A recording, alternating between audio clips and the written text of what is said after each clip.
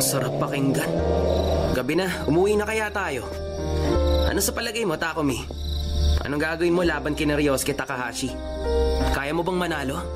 Hindi siya birong kalaban. Talagang napakabilis niya. Siguradong pinakamabilis sa mga nakalabang ko. Kaya hindi ako sigurado kung mananalo ako sa laban namin. Talagang nagbago ka na.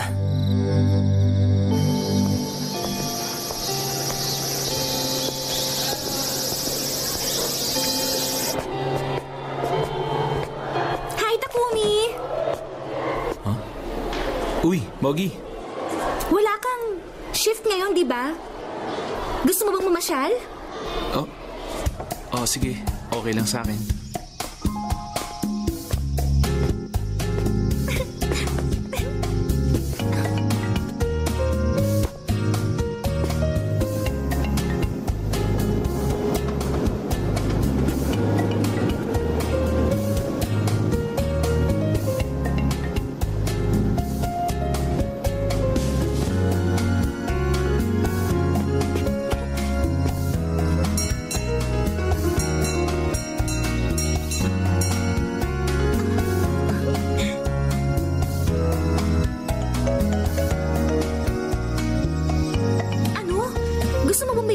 Kotse?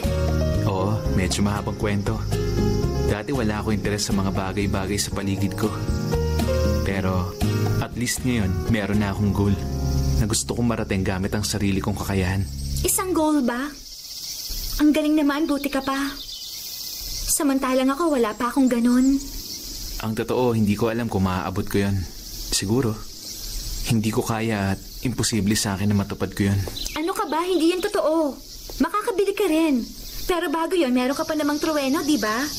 Ang cute kaya niya. Nakaka-inlove talaga yung kotse mo. Hindi mo ba siya gusto, Takumi? Gusto ko rin siya. Maganda siyang kotse at ang sarap i-drive, pero hindi naman talaga sa akin yung kotse na yon.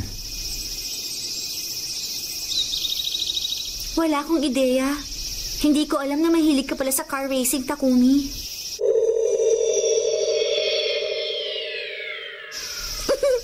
Isang challenge love letter.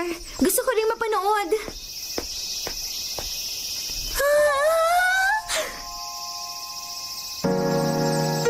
Nico. Yun pala yung lugar ng school natin. Kung ganoon, yun ba yung Mount Akagi? Tapos, sa bandang pinakadulo, nandun yung dagat, di ba? Tama ba? Siguro. Ang ganda, no? Nakakatuwa ring isipin na napakadami pa talaga ng mga lugar na hindi pa natin napupuntahan.